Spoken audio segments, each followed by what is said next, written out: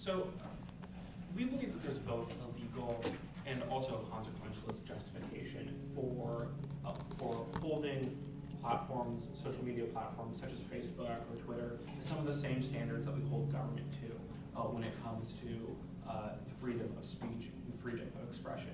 Before my partners go into some of the reasons for this, I want to talk about what it is exactly that we're defending. Because I want to make it very clear that your freedom of speech and your freedom of expression does not extend to a variety of things as it currently exists. For example, in the United States, speech that incites violence, sometimes speech that can be found to be harmful, such as or inciting violence against a group, these things can all be regulated and can be prevented. So I don't want you to think that we're taking the position that anything should go on media, on social media. But I want you to take the position that we think that social media should have all the same freedoms and regulations that discourse in a public sphere has, which is to say limitations on inciting violence and the like, but not limitations on certain ideas. And this is going to draw a lot on the comparison between a government and the social media platforms and their importance in the modern day. Which Henry will back to you. What I'm going to be looking to is the example of a Jehovah's Witness a long time ago. This became a Supreme Court case, who was sharing their religion with other people in a company town. They were sharing their religion, though, on the sidewalk in front of a post office. And they were kicked out of the company town because they said this company owns this property. This is the same argument a lot of social media companies use. They say we are a private institution that doesn't have to support your viewpoint. But what the conclusion of that case was because that company town had created some aspect of their town that served a primarily public good, that was created for the good of the people and not the good of the company, and at that a vital institution necessary towards the preservation of some semblance of a government, that it should be governed by the same rules and regulations that are applied to government institutions. So what we think is that by inhibiting people's ability to share their viewpoints on these platforms designed to serve a public good, being the modern message board, you're preventing them from being able to reasonably exercise their expression and be able to communicate their ideas. Fundamentally, we should inhibit the ability for social media platforms to prevent free expression because they serve a public good.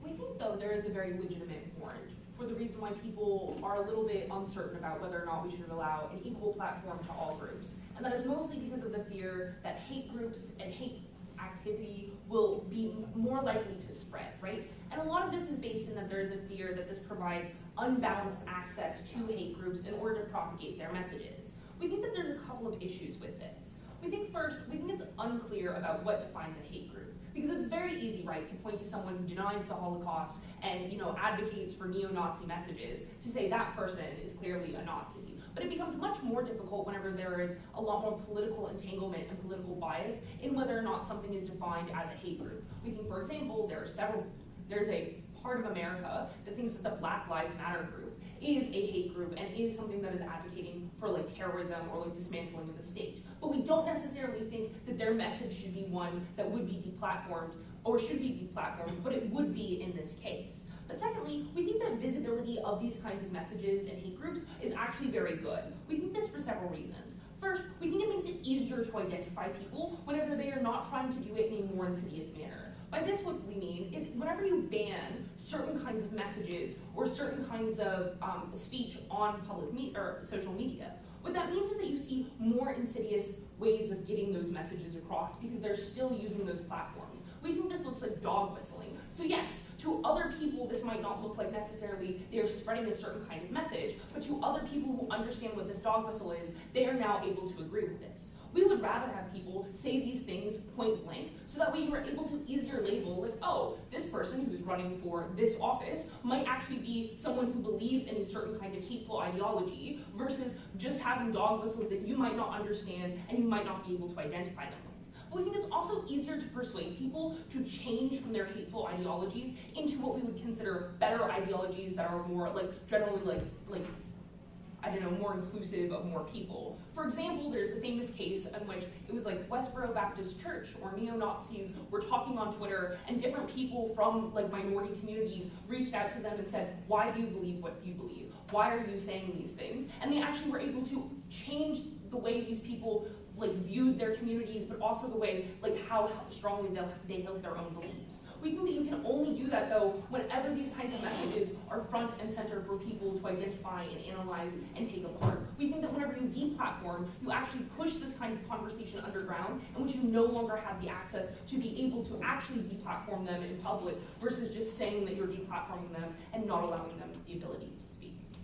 So a lot of what my partners have talked about is the benefits of specifically domestically about things like Facebook adopting the secular value that is the freedom of speech that we value so much in America. So I'm going to do some time explaining to you why it's important for these social media corporations that do not only exist in the United States, but exist worldwide to also adopt this principle of the freedom of speech. And I want to reference specifically Hong Kong and the protests that are going on in Hong Kong. Because we think that if you have a social media platform like Facebook that promotes the Western value, the Western liberal democratic value of the freedom of speech, we think that what that does specifically in the issue of Hong Kong, similarly to the Black Lives Matter movement, we think that what it does, we think that it promotes discourse about that issue, not only specifically to the region of Hong Kong, but worldwide. It allows the world to view what is going on in Hong Kong, and not only does it promotes discourse, but it also promotes awareness of where it would not otherwise be accessible. And it also gives people that are usually oppressed under an authoritarian government, like the Chinese government. It allows them to have a voice where the government would not usually supply that voice. And we think that's important, and we think that it should not only be important in America, we think that it should be important worldwide.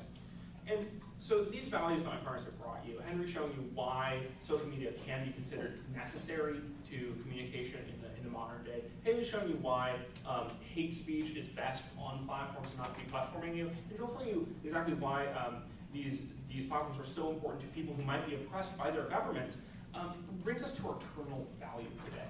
Right? This is all about liberty. Right? The reason we have the freedom of speech, the reason we have the freedom of expression is because we realize that a freedom of expression is necessary for participation in a society that is free. It's necessary for participation in democracy. It's necessary for participation in a society where people are able to spread ideas and participate in the marketplace of ideas that can grow and change. And what this terminates in is a society that is free. And in a free society, you have autonomy, right? The reason this is so important, and we're willing to make what is a drastic change, right? Changing the way that social media companies function to regulate what's on them is, obviously a massive step, and we recognize that that's very, very different than regulation that we put on many businesses. But because they're so important and so much self-actualization occurs on this primary political channel that is social media, we need to protect that primary political channel and allow people to actualize and participate in their democracy in the maximal way possible. And the only way to do that is by recognizing these platforms as what they are, right? One thing I want you to think about is I want you to think about Rawlsian social justice theory. And I want you to think about the idea of the veil of ignorance and the choices that we make and the choices that we make behind it. And I think it's pretty clear that when you think about a society in which people are able to speak to each other freely and not controlled by corporations, because if you allow social media platforms to deplatform, you're giving the power to these corporations that we really can't trust.